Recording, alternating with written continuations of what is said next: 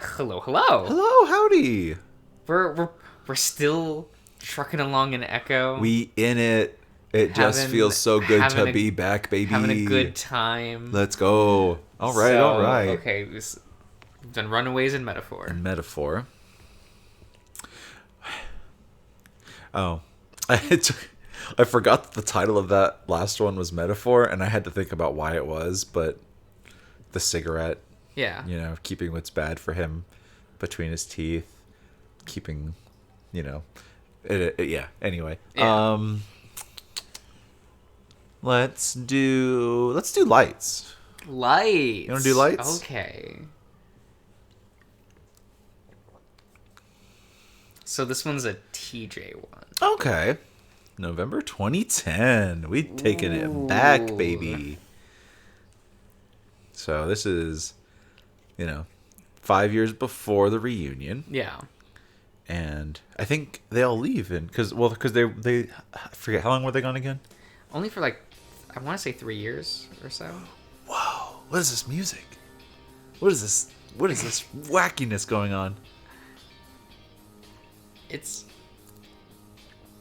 is one of the tracks for the dancing sequence. Oh, yeah, Yeah. when everyone's dancing at the party. I think this is the one where for TJ and Leo, if I remember right. Okay. Because you chose to dance with Dax. I did do that. So who's the POV for this? I guess we'll find out. Yeah. Huh. I looked down at the cup in my hands again, trying not to make eye contact with anyone around me. Part of me wishes I had stayed home tonight, but Sarah asked me to come out, to come, and I'd feel bad turning her down. She looked so excited when she mentioned how much effort she and the rest of her Bible group put into this party. She'd said that after a recent string of storms, the school wanted people to know that there was a severe weather shelter in the basement of the church. At first, I thought it was going to be a bland-looking concrete basement, but as it turns out, Peyton's old school gym is beneath the church. It's a small basketball court with bleachers that fold back against the wall, and an old basketball rims that are pulled up towards the ceiling, so they're out of the way. Sarah and her friends strung up streamers and lights along with all sorts of other party decorations, turning this drab old gymnasium into a pretty cool party room. A disco ball hangs from the ceiling, reflecting lights over the room, while a DJ stands off to the side, taking requests for which song to play. Colors by Flo, let's go! That'd be so good. Right? So far, mostly 80s and 90s pop songs. Ah, fuck you. A group of adults stand around the DJ, probably to make sure nothing too risque is played. Ooh. No.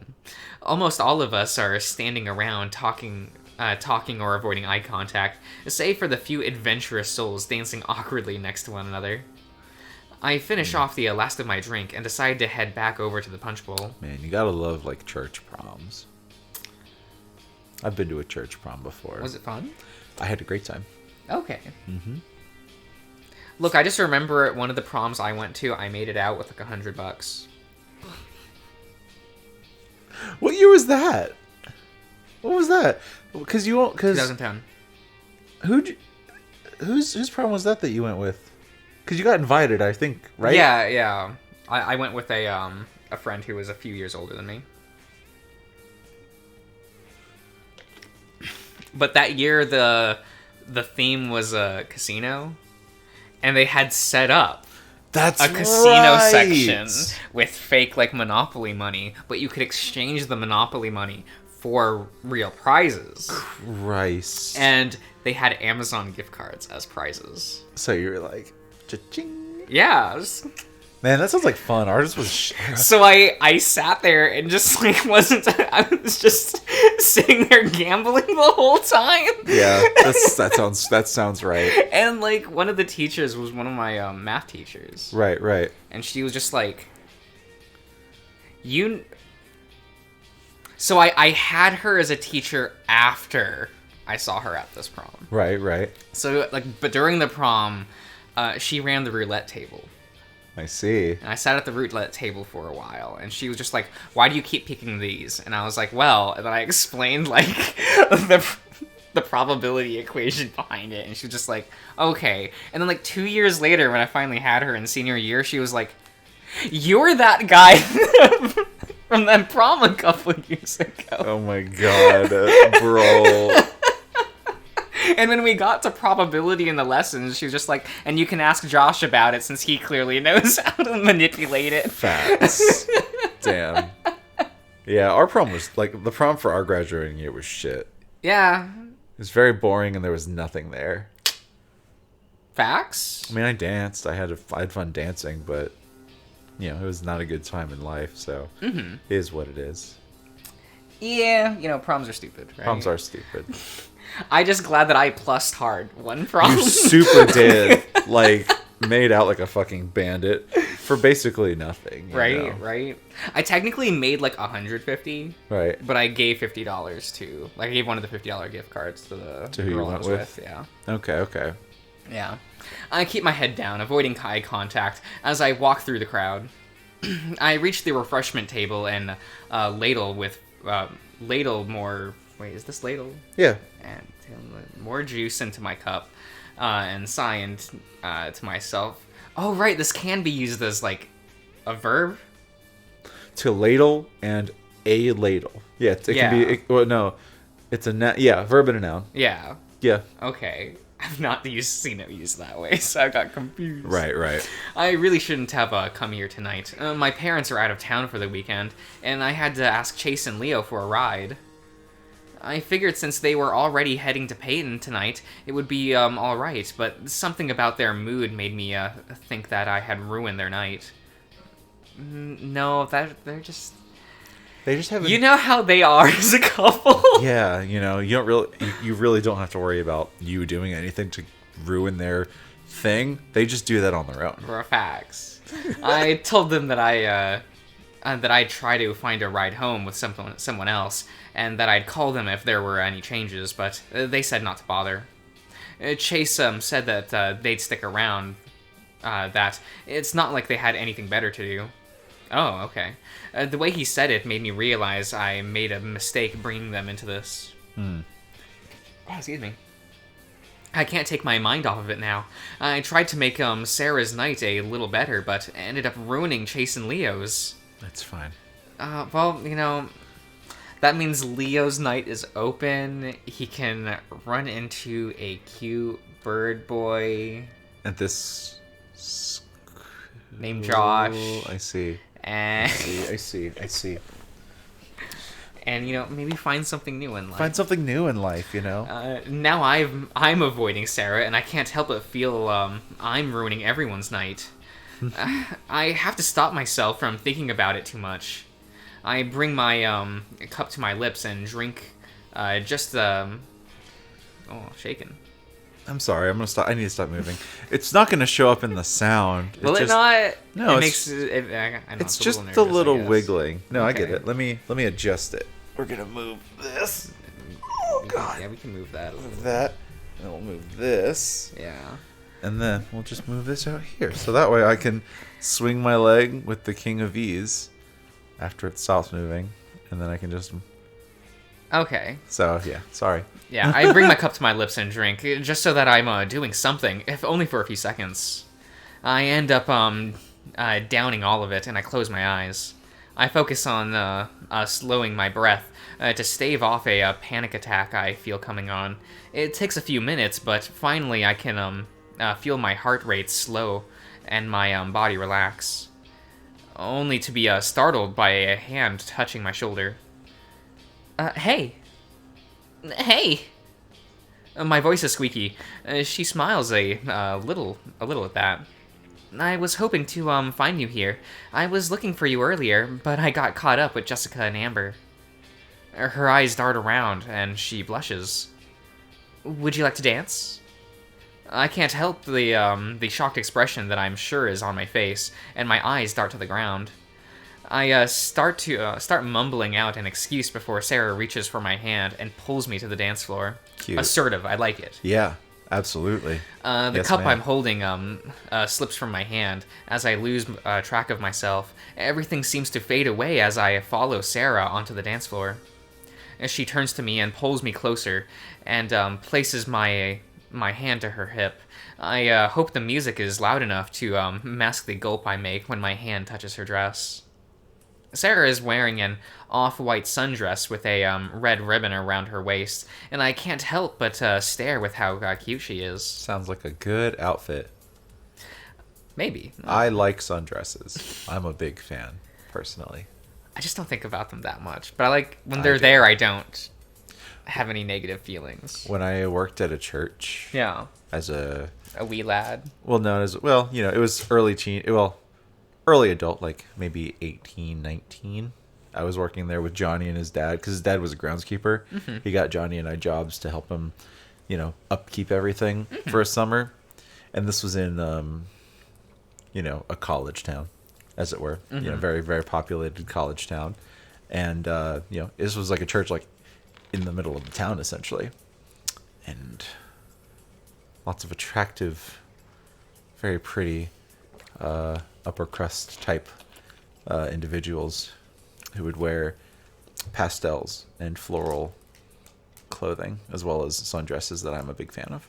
So it was a very good. I took a lot of pictures of flowers that summer as well, because there was a very, very big, beautiful garden at this church, and I would just take pictures of flowers. But yes, all this is. I like sundresses. I think they look pretty on pretty much everybody.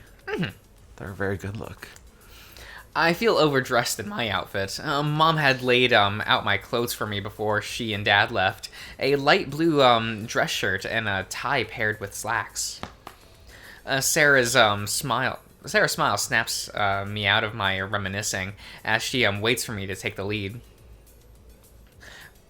Wait, you can take the lead to push him to the dance floor, but you can't lead the dance? Come on, But Sarah. it's, she wants to be a little traditional, I guess. Fine. I force myself out of my trance and take a tentative step right onto Sarah's foot. Oopsie. She squeaks and pulls her foot away. Sorry. Sarah just giggles at me with my face burn.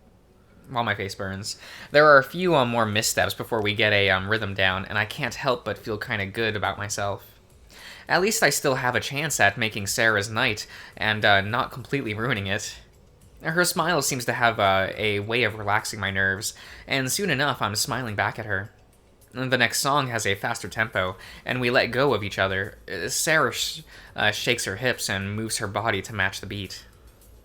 I fumble, not knowing what to do with my hands, so I start to copy Sarah, and hope she doesn't notice. We dance together, laughing and occasionally singing lyrics to the songs we both know. We know that every now and then we bump into each other, which forces a few laughs out of us, although I'm suspicious that she's doing it on purpose. Before long, the tempo of the music starts to slow, and we find ourselves slow dancing once again. Sarah pulls herself closer to me, this time until our bodies press together. As she looks me in the eye and smiles warmly, before putting her head on my shoulder. My body tenses, and I can feel her breath warm against me. I can feel her body press into me as she hugs me tighter. It feels nice. In that moment, I realized that just how much Sarah enjoys my friendship. I feel like she trusts me. It's been so long since I felt this comfortable around anybody. And not even Jenna or the others make me feel like this. Okay, so she's already Jenna. Yep. I haven't felt safe around anyone in such a long time, even my own friends.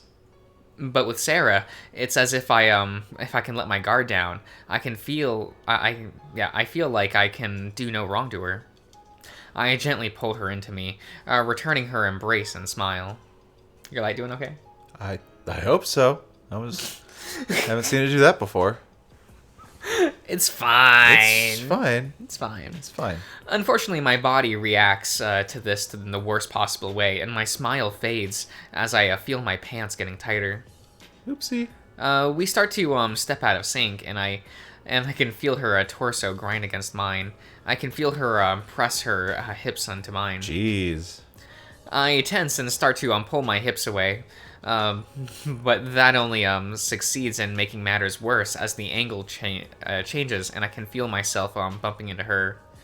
Sarah's hand travels down my back, coming to a rest just above my tail. Jeez, girl. My entire body is tense, and I can feel myself starting to panic before the song fades out for another with a faster tempo.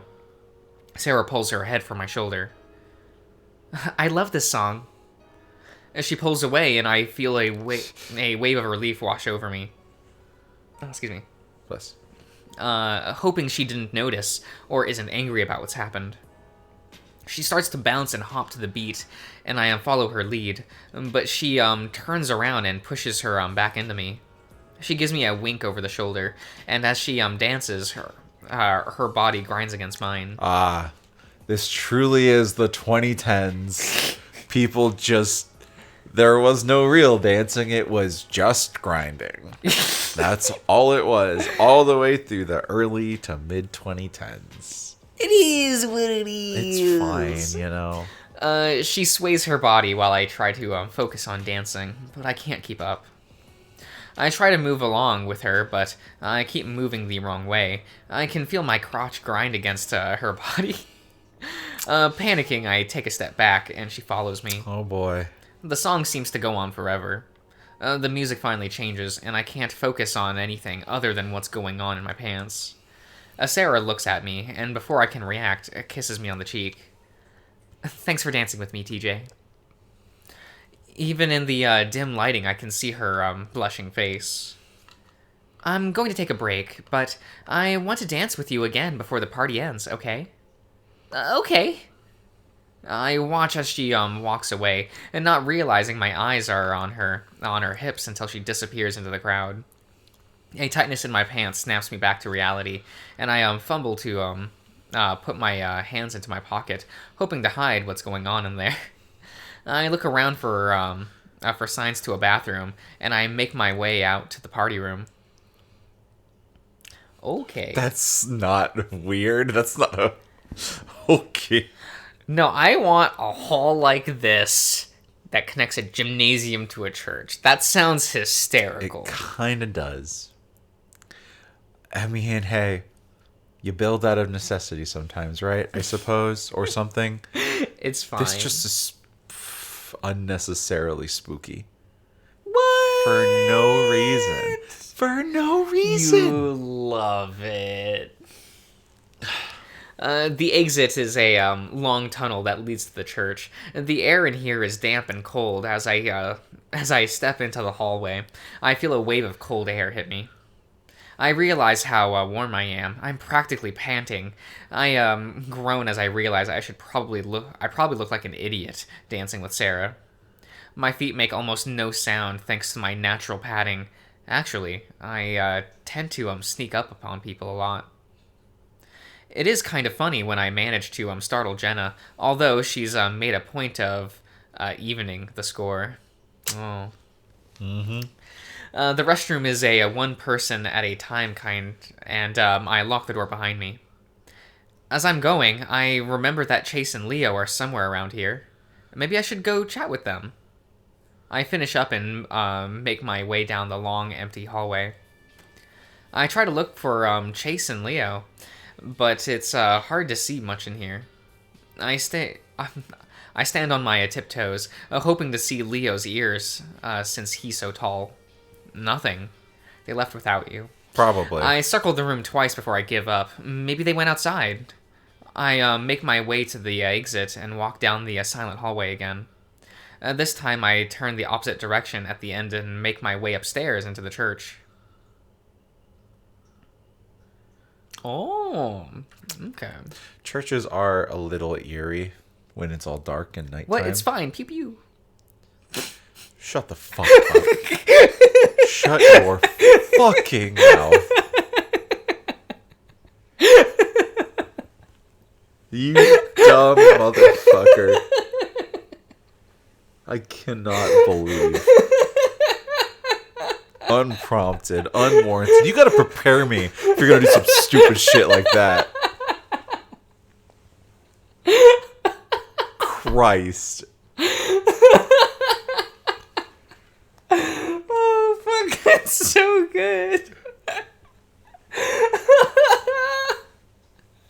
Oh, you loved it.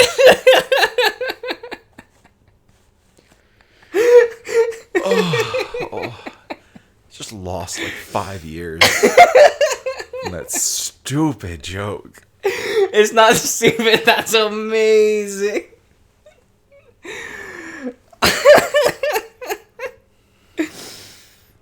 The chapel ceiling makes the hall seem twice as large as it is. A candle sit lining racks along the walls. A few are lit, but most are not. An altar made of marble and covered in a white cloth with a gold trim stands in front of a big wooden cross. A wooden podium stands off to the left for the priest to give his sermon. I believe sermon. I believe that's called a. Is that a pulpit? Or am I thinking of something else? Is that the official name of the podium? Yeah, like the podium I think has a name. Why not John? Die. Yeah, a pulpit, a raised platform or lectern in a church or chapel from which the preacher delivers his sermon. Oh wait, shit. Okay, the sermon. Yeah. Pulpit. Let's go. There we go. Wooden pews fill the empty space in the hall.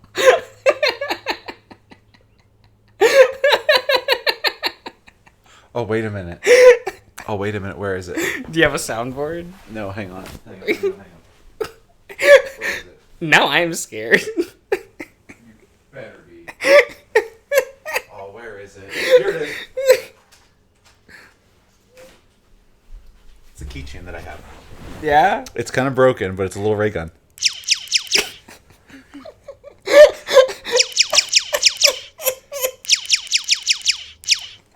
I got it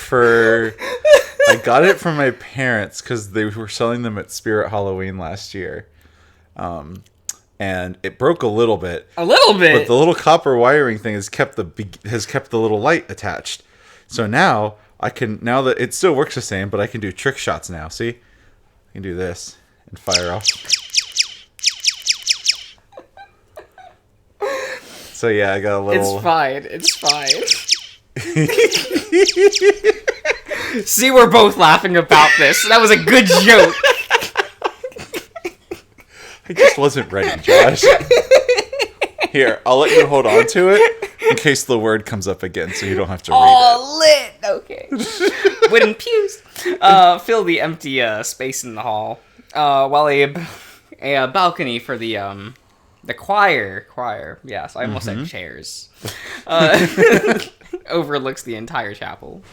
The church organ is on the balcony, probably so kids don't mess with it. I walk through the front door, thinking that maybe they went out for some fresh air. No one there. I make my way to the parking lot to see if Leo's truck is still here. My heart sinks a little lower as I walk towards the lot.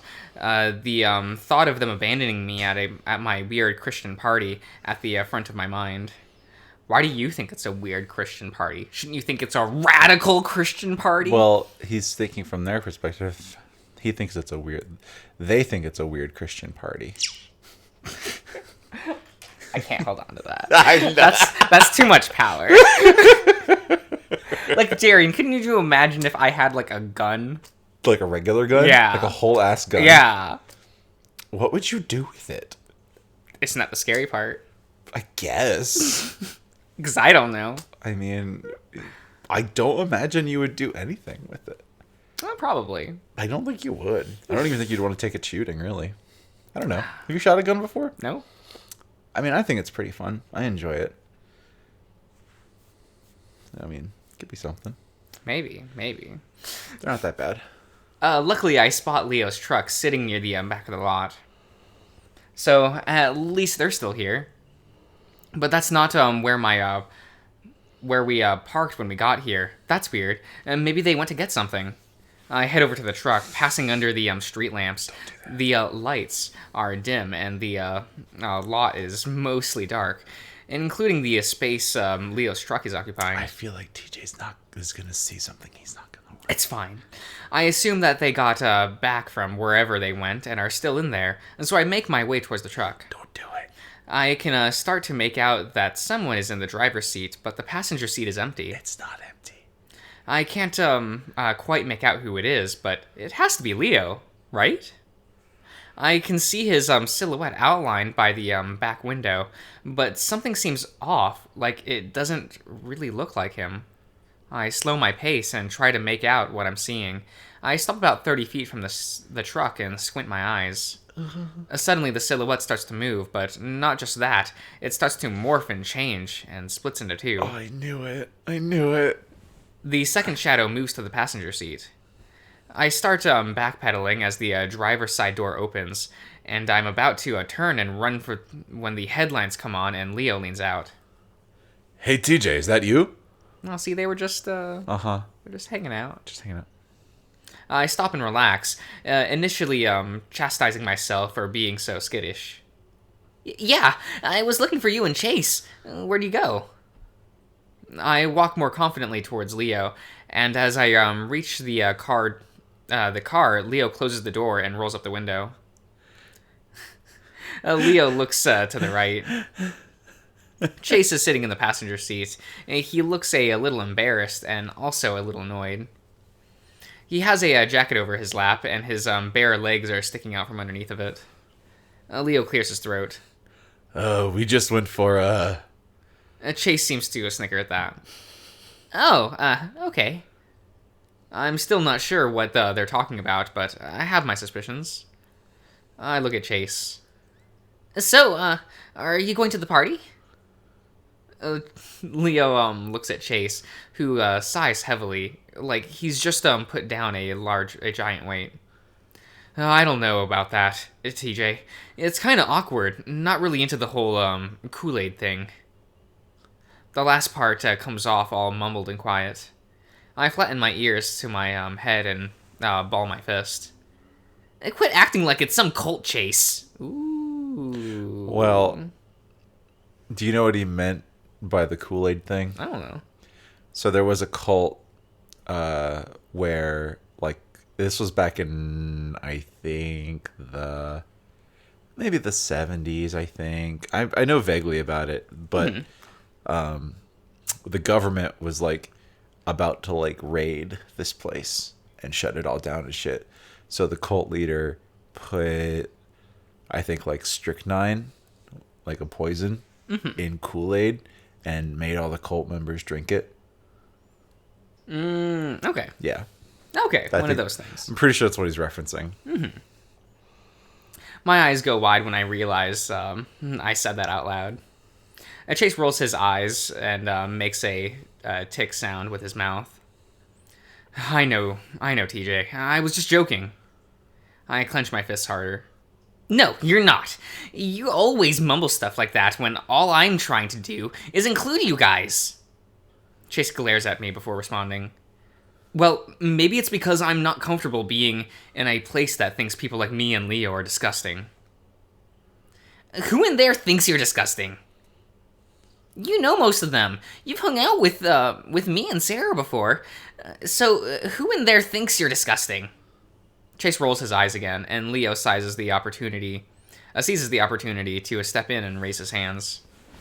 Look, Chase, we're here on TJ's behalf. The least we can do is stop in and say hi.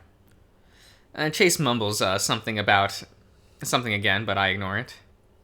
We'll head inside in a bit, Tej, and we'll stick around for a while, and then we'll all head home, you okay? Leo's tone puts me at ease again, but I'm still uptight after what Chase said. Listen, I'm going to go for a quick walk, to get some fresh air. Leo shoots a quick glare at Chase before turning to me. All right, we'll be inside when you get back, okay? I nod, and because I don't want to have to say anything more, I turn and walk fast towards the road, passing under the dim lights of the parking lot as I do.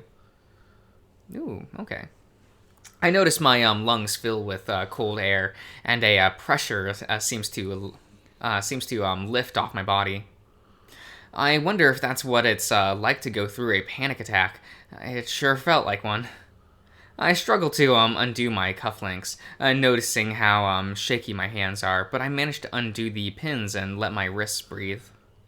I loosen my tie and unbutton the top few buttons of my shirt, feeling like I can actually breathe again. I look around at the long stretch of road that runs past the church. These are houses. There are some houses nearby, but the road is pretty empty except for the large street lamps. One side of the road is a rocky gravel-covered hill, while the other side is flat open ground with the occasional house nearby. I stand on the side of the road under the street lamps, street lamp for a few minutes more, and I don't really know why, but I take a step towards the darkness of Echo. As I walk down the road, I can feel the gravel shift under my toe pads, and it tickles my feet. I force myself to smile, and I try to think about other happy things in life, but all I can think about is Chase and Leo. I sort of disconnect from what I'm seeing, drawing into myself as I wonder why I thought it had been a good idea to invite Chase. Okay.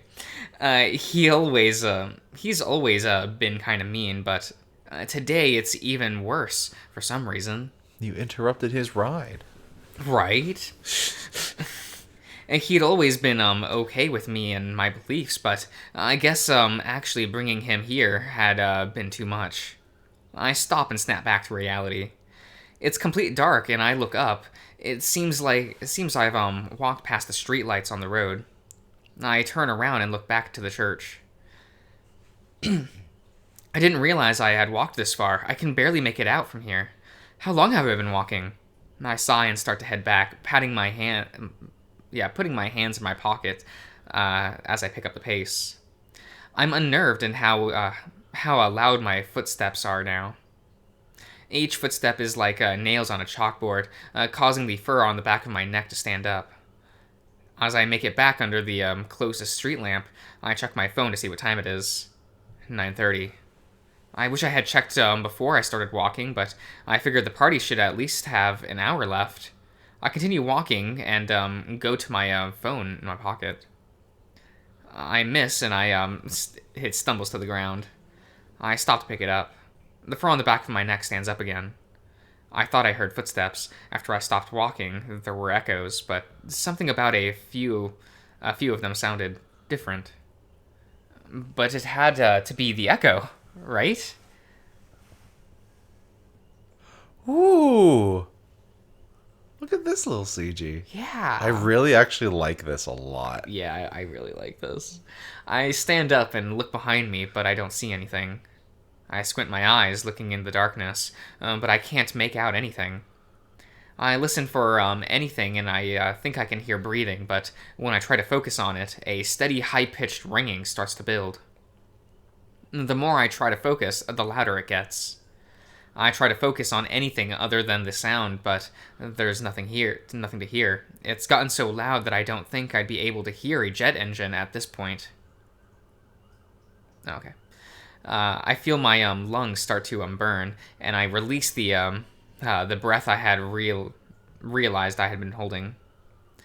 I was so focused on hearing something, anything other than that ringing, that I had ignored anything else. I inhale, the night air pierced by the sound of my breathing being released. I must be going crazy. I take one last look around and start back towards the church again. But once I step out of the light, I swear I could hear footsteps start up behind me again.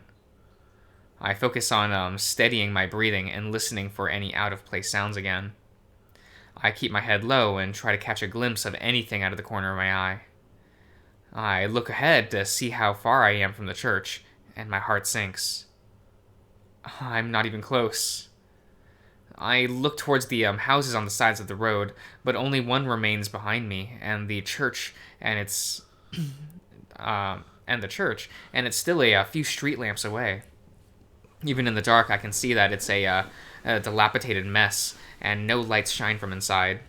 There are trees growing all around it and overtaking what's left of the house.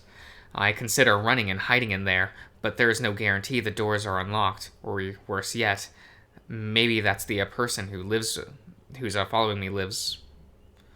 Just keep walking. I can't see anymore, so it might all be in my head. Even if someone's following me, who's to say it isn't someone from the church? They would make them a good person, right? I make it under another street light, and then another. I pass under another two before I make it to the front of the dilapidated house. Just then, I hear the ragged breathing coming from behind me, and I spin around with a yelp. But there's no one there. A whine escapes my throat as I look into the darkness. Shouldn't I be relieved that no one's there? But I can still hear the ragged breathing. It sounds like it's coming from everywhere.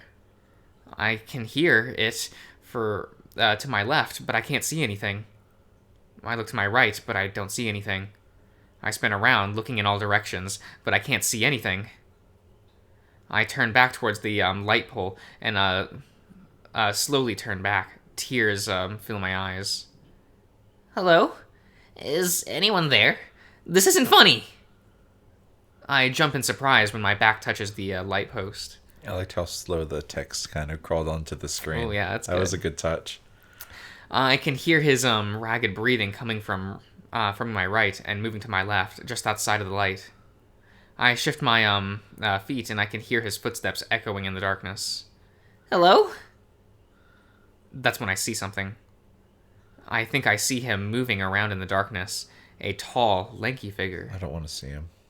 He bends down and starts to walk on all fours, but what I can make out disappears into the darkness again. It can be heard pacing around me, and as it starts to come closer to the light pole, I turn and back myself into the middle of the shining light. I hug my arms to my chest and whimper. I don't know where it is anymore. Whatever it is. I try to listen again, but that terrible ringing pierces my ears. I feel my face scrunch up and tears run down my cheeks.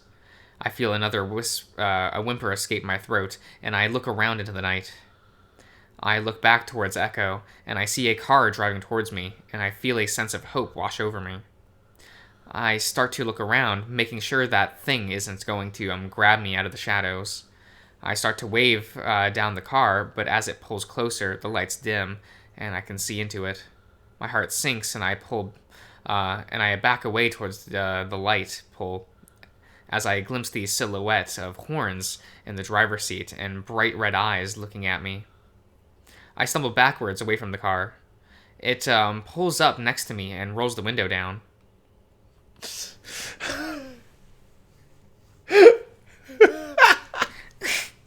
What? Fucking thought it was Satan. Yo, Satine, how you doing? Buddy, baby. TJ? That's fine. Carl? Carl nods in a manner that says, the one and only. He pulls a cigarette out of his mouth. What are you doing here? What are you doing? A cigarette. Yeah. Well, we're TJ's perspective. He's like, yeah. He's calling it as he sees it. He probably don't know what a doobie is. A doobie. I mean, I don't. It's a joint, Josh. What's a joint? The weed. Looks like a cigarette, but it's not. Okay. Oh, it's the not vape sticks. Yeah. It's the non-electronic vape sticks. It's the analog vape sticks. Yo. Yeah, see? Better for the environment. Oh my god. I let out a sigh of relief and rushed forward, grabbing at the door handle. Whoa there, Tej. I gotta unlock the door first. I fidget with the handle, and Carl tells me to stop so he can open the door. I force myself to let go, and I look around, afraid that something is going to jump out at me right before I can reach safety. I can smell something bad in the air now, like someone who hasn't bathed in months or a rotted dead animal. It's closer now. I hear the door click open, and I scramble for the handle again. I could hear Carl mention the door being open and that I could sit in the front if I'd like, but I ignore him, too focused on getting inside the car. Yanking on the door, I step back to make room for it to swing around outward. In that moment, I feel a presence, and my hair raises on my neck. I rush to get into the back seat, and as I look down for the step, I swear I can see a shadowy hand reach from under the car. I quickly jump into the back seat and slam the door shut. Carl looks back at me with a smile. What are you doing out here, Tej? You feeling all right? What are you doing out here? He's just driving. Without looking at him, I mumble something about needing to walk. I'm still too busy checking to make sure nothing is waiting outside the car watching us or trying to get in. I feel a shifting in my seat, and the car starts to move. I take in a deep inward breath and let out a sigh of relief.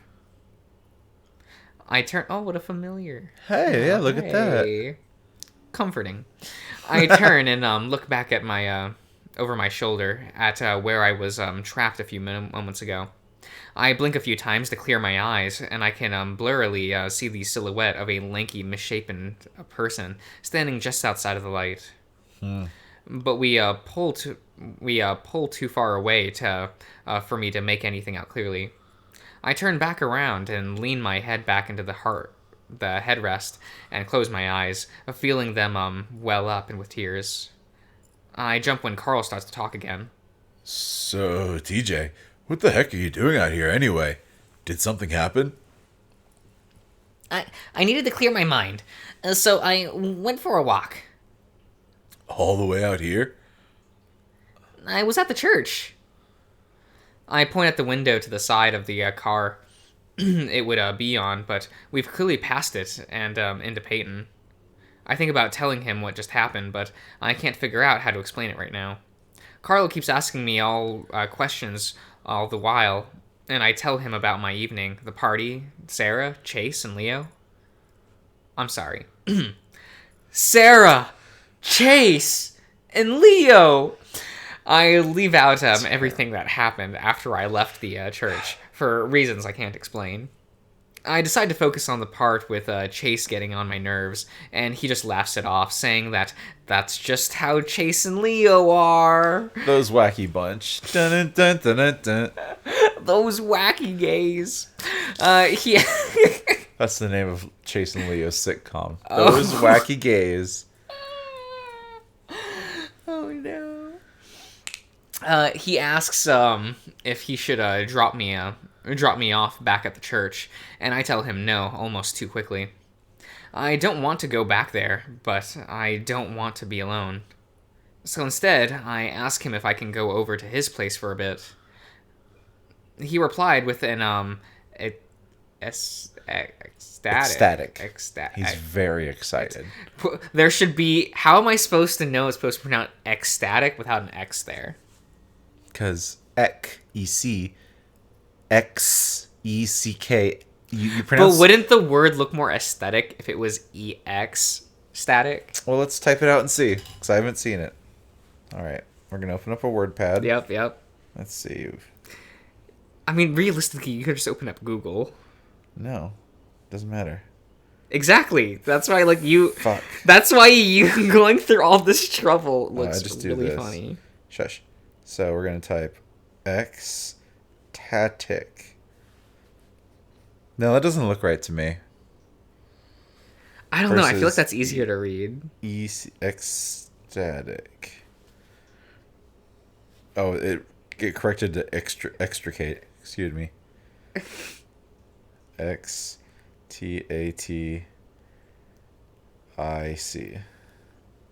I don't want it to say extricate. Ecstatic versus ecstatic. Yeah. Ecstatic. No. No, it looks cooler. Nah. Well, like, think about it. So you have this No, spelling... you see, this is the casual version. This is the Chad the Chad- nobody version. So, yeah. Fuck, you're right. So, like, let's take the word expand, right? Yeah. What if it was spelled expand? You put an X. Fuck. Expand.